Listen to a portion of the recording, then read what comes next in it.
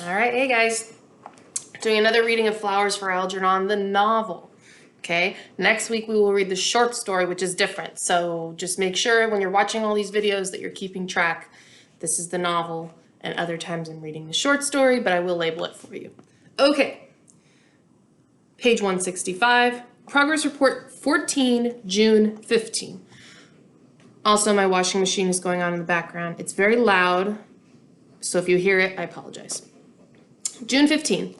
Our escape hit the papers yesterday and the tabloids had a field day. On the second page of the Daily Press, there was an old picture of me and a sketch of a white mouse. The headline read, "Moron Genius and Mouse Go Berserk." Niemer and Strauss are reported as saying I had been under tremendous strain and that I would undoubtedly return soon. They offered a $500 reward for Algernon, realizing we were together. When I turned to the later story on the 5th page, I was stunned to find a picture of my mother and sister. Some reporter had obviously done his legwork. And the headline says, "Sister unaware of moron genius's whereabouts," special to the Daily Press. So now we're reading a newspaper story. Also, moron genius. I hate that phrase. It's very cruel. Brooklyn, New York, June 14. Miss Norma Gordon, who lives with her mother, Rose Gordon, at 4136 Marks Street, Brooklyn, New York, denied any knowledge of her brother's whereabouts. Miss Gordon said, "We haven't seen him or heard from him in more than 17 years. Miss Gordon says she believed her brother dead until last March when the head of the psychology department at Beekman University approached her for permission to use Charlie in an experiment. My mother told me he had been sent to the Warren place, Warren State Home and Training School in Warren, Long Island," said Miss Gordon, "and that he died there a few years later. I had no idea then that he was still alive." Miss Gordon requests that anyone who has any news about her brother's whereabouts communicate with the family at their home address. The father, Matthew Gordon, who is not living with his wife and daughter, now operates a barber shop in the Bronx. I stared at the news story for a while, and then I turned back and looked at the picture again. How can I describe them? I can't say I remember Rose's face, although the recent photograph is a clear one. I still see it through the gauze of childhood. I knew her, and I didn't know her. Had we passed on the street, I would not have recognized her, but now, knowing she is my mother, I can make out the faint details. Yes! Thin, drawn into exaggerated lines, sharp nose and chin, and I can almost hear her chatter and bird screech. Hair done up in a bun, severely, piercing me with her dark eyes. I want her to take me into her arms and tell me I am a good boy, and at the same time I want to turn away to avoid a slap. Her pictures make me tremble. And Norma, thin-faced too, features not so sharp, pretty, but very much like my mother. Her hair worn down to her shoulders softens her. The two of them are sitting on the living room couch. It was Rose's face that brought back the frightening memories. She was two people to me, and I had never had any way of knowing which she would be. Perhaps she would reveal it to others by a gesture of hand, a raised eyebrow, a frown. My sister knew the storm warnings, and she would always be out of range whenever my mother's temper flared. But it always caught me unawares. I would come to find her for comforting, and her anger would break over me. And other times there would be tenderness and holding close like a warm bath, and hands stroking my hair and brow, and the words carved above the cathedral of my childhood. "He's like all the other children. He's a good boy." I see back through the dissolving photograph, myself and father leaning over a bassinet. He's holding me by the hand and saying, "There she is. You mustn't touch her because she's very little, and when she gets bigger, you'll have a sister to play with." I see my mother in the huge bed nearby, bleached and pasty, arms limp on the orchid-figured comforter, raising her head anxiously. "Watch him, Matt." That was before she had changed towards me, and now I realize it was because she had no way of knowing yet if Norma would be like me or not. It was later on, when she was sure her prayers had been answered and Norma showed all signs of normal intelligence, that my mother's voice began to sound different. Not only her voice, but her touch, her look, her very presence, all changed. It was as if her magnetic poles had reversed, and where they had once attracted, now repelled. I see now that when Norma flowered in our garden, I became a weed, allowed to exist only where I would not be seen, in corners and dark places. Seeing her face in the newspaper, I suddenly hated her. It would have been better if she had ignored the doctors and teachers and others who were so in a hurry to convince her that I was a moron, turning her away from me so that she gave me less love when I needed more. What good would it do now to see her? What could she tell me about myself? And yet, I'm curious. How would she react? To see her and trace back to learn what I was, or to forget her, is the past worth knowing? Why is it so important for me to say to her, Mom, look at me, I'm not retarded anymore, I'm normal. Better than normal, I'm a genius. Even as I try to get her out of my mind, the memories seep back from the past to contaminate the here and now. Another memory when I was much older.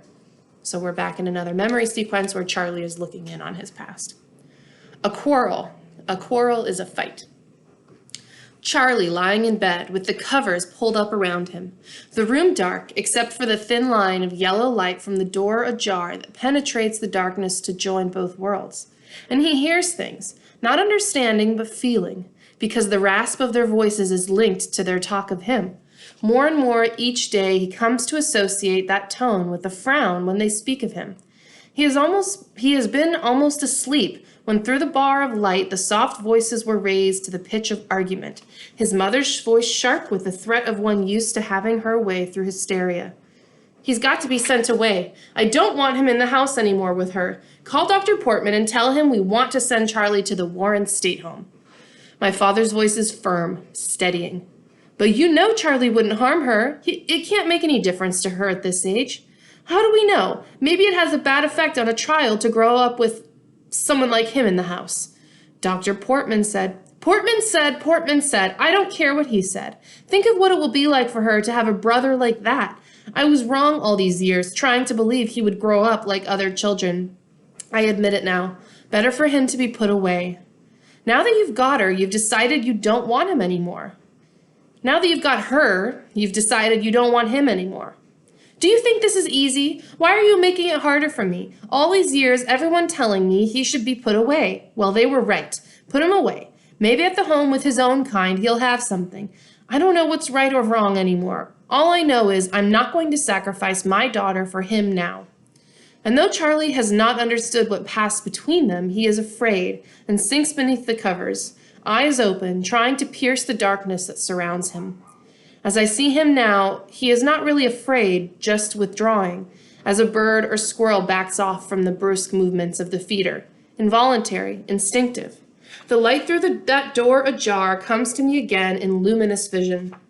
Seeing Charlie huddled beneath the covers, I wish I could give him comfort, explain to him that he has done nothing wrong, that it is beyond him to change his mother's attitude back to what it was before his sister came. There on the bed, Charlie did not understand what they were saying, but how it hurts. If I could reach out into the past of my memories, I would make her see how much she was hurting me. This is no time to go to her, not until I've had time to work it out for myself. So now we're back to real time. Fortunately, as a precaution, I withdrew my savings from the bank as soon as I arrived in New York. $886 won't last long, but it will give me time to get my bearings. I've checked into the Camden Hotel on 41st Street, a block from Times Square.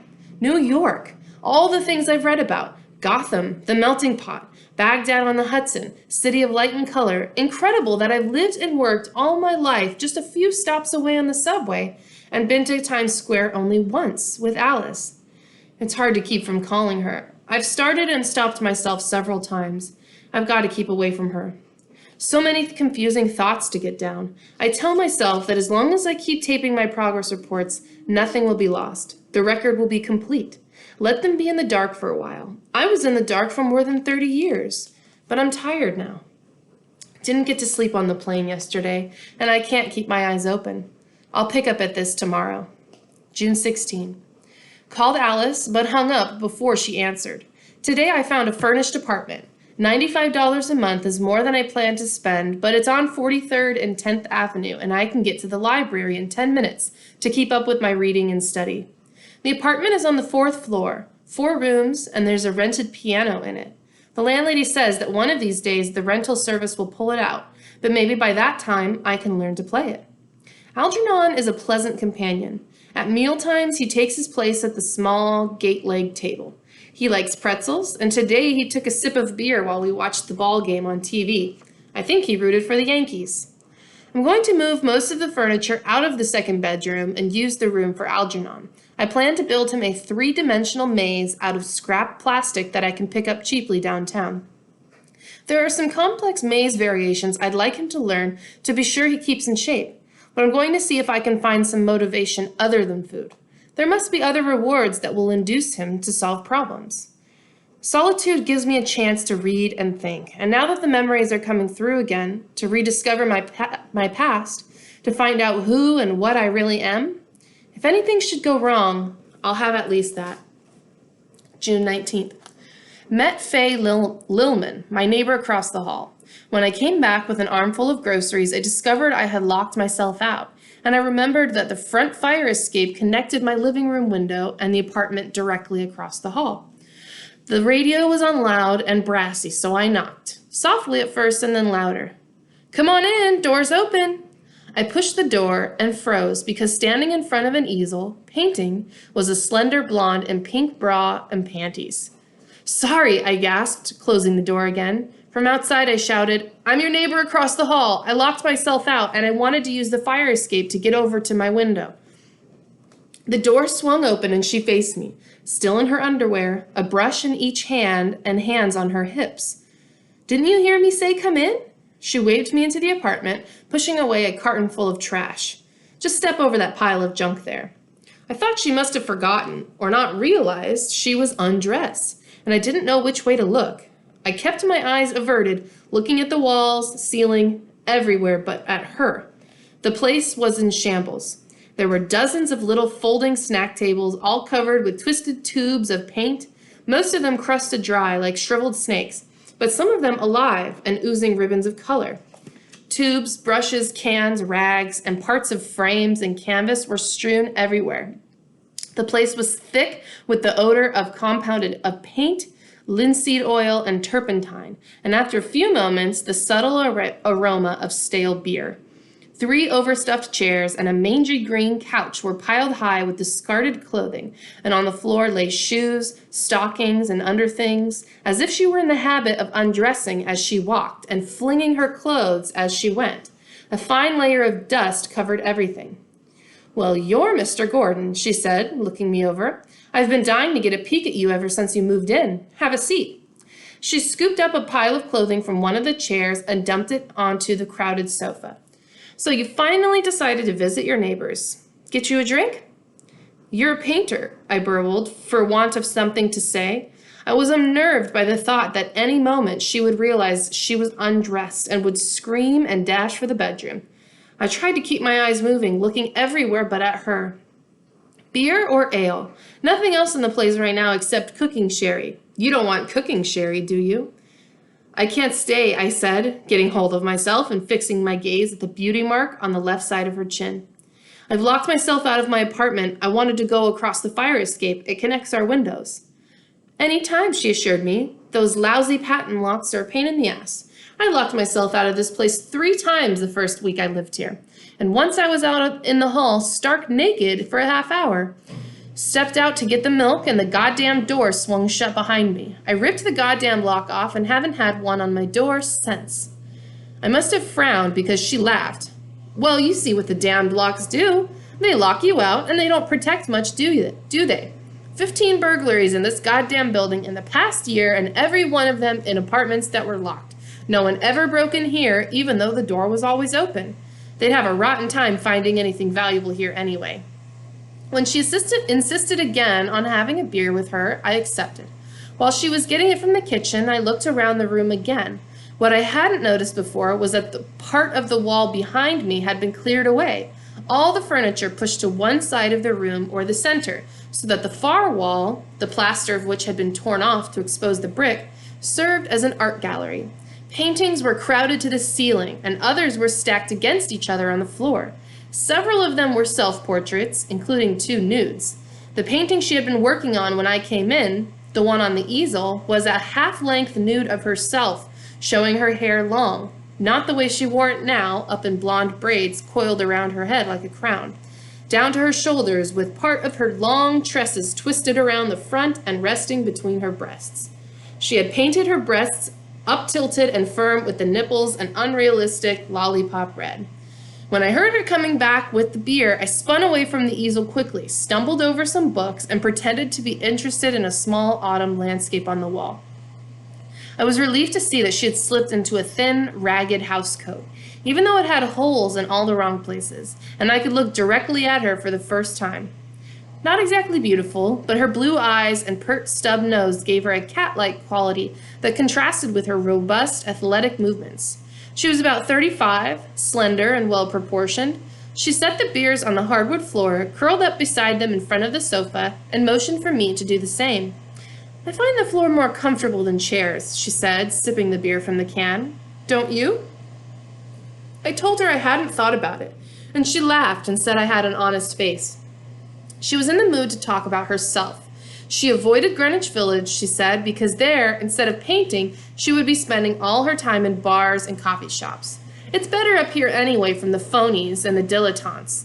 Here I can do what I want and no one comes to sneer." "You're not a sneerer, are you?" I shrugged, trying not to notice the gritty dust all over my trousers and my hands. "I guess we all sneer at something. You're sneering at the phonies and dilettantes, aren't you?" After a while, I said I'd better be going over to my own apartment. She pushed a pile of books away from the window, and I climbed over newspapers and paper bags filled with empty quart beer bottles. "One of these days," she sighed, "I've got to cash them in." I climbed onto the windowsill and out the fire escape. When I got my window open, I came back for my groceries, but before I could say thanks and goodbye, she started out on the fire escape after me. "Let's see your place. I've never been there. Before you moved in, the two little old Wagner sisters wouldn't even say good morning to me." She crawled through my window behind me and sat on the ledge. "Come on in," I said, putting the groceries on the table. "I don't have any beer, but I can make you a cup of coffee." But she was looking past me, her eyes wide in disbelief. "My God, I've never seen a place as neat as this. Who would dream that a man living by himself could keep a place so orderly?" "I wasn't always that way," I apologized. "It's just since I moved in here. It was neat when I moved it in, and I've had the compulsion to keep it that way. It upsets me now if anything is out of place." She got down off the windowsill to explore the apartment. "Hey," she said suddenly, "do you like to dance? You know." She held out her arms and did a complicated step as she hummed a Latin beat. "Tell me you dance, and I'll bust." "Only the foxtrot," I said, "and not very good at that." She shrugged. "I'm nuts about dancing, but nobody I ever meet that I like is a good dancer. I've got to get myself all dolled up once in a while and go downtown to the Stardust Ballroom. Most of the guys hanging around there are kind of creepy, but they can dance." She sighed as she looked around. "Tell you what I don't like about a place so goddamned orderly like this. As an artist, it's the lines that get me. All the straight lines in the walls, on the floors, in the corners that turn into boxes like coffins. The only way I can get rid of the boxes is to take a few drinks. Then all the lines get wavy and wiggly and I feel a lot better about the whole world. When things are all straight and lined up this way, I get morbid. Ugh. If I lived here, I would have to stay drunk all the time." Suddenly, she swung around and faced me. "Say, could you let me have 5 until the 20th? That's when my alimony check comes. I usually don't run short, but I had a problem last week." Before I could answer, she screeched and started over to the piano in the corner. "I used to play the piano. I heard you fooling around with it a few times, and I said to myself, that guy's goddamn good. That's how I know I wanted to meet you even before I saw you. I haven't played in such a goddamn long time." She was picking away at the piano as I went into the kitchen to make coffee. "You're welcome to practice on it any time," I said. I don't know why I suddenly became so free with my place, but there was something about her that demanded complete unselfishness. "I don't leave the front door open yet, but the window isn't locked, and if I'm not here, all you gotta do is climb in through the fire escape. Cream and sugar in your coffee?" When she didn't answer, I looked back into the living room. She wasn't there, and as I started toward the window, I heard her voice from Algernon's room. "Hey, what's this?" She was examining the 3-dimensional plastic maze I had built. She studied it and then let out another squeal. "Modern sculpture, all boxes and straight lines." It's a special maze, I explained, a complex learning device for Algernon. But she was circling around it, excited. They'll go mad for it at the Museum of Modern Art. It's not sculpture, I insisted. I opened the door to Algernon's living cage attached to the maze and then let him into the maze opening. My God, she whispered, sculpture with a living element? Charlie, it's the greatest thing since junkmobiles and Tincania. I tried to explain, but she insisted that the living element would make sculpture history. Only when I saw the laughter in her wild eyes did I realize she was teasing me. It could be self-perpetuating art, she went on, a creative experience for the art lover. You get another mouse, and when they have babies, you always keep one to reproduce the living element. Your work of art attains immortality, and all the fashionable people buy copies for conversation pieces. What are you going to call it? All right, I sighed, I surrender. No, she snorted, tapping the plastic dome where Algernon had found his way into the gold box. I surrender is too much of a cliche. How about, life is just a box of mazes? You're a nut, I said. Naturally. She spun around and curtsied. I was wondering when you'd notice. About then, the coffee boiled over. Halfway through the cup of coffee, she gasped and said she had to run because she had a date a half-hour earlier with someone she met at an art exhibit. You wanted some money? I said. She reached into my half-open wallet and pulled out a $5 bill. Till next week, she said, when the check comes. Thanks a mil. She crumpled the money, blew Algernon a kiss, and before I could say anything, she was out the window, onto the fire escape, and out of sight. I stood there, foolishly looking after her. So damned attractive, so full of life and excitement. Her voice, her eyes, everything about her was an invitation. And she lived out the window and just a fire escape away. All right, so Charlie has found himself a new friend. It's his neighbor, and she's quite a character, very free, very artistic, very outgoing, and we will see how she and Charlie will get along. Thank you.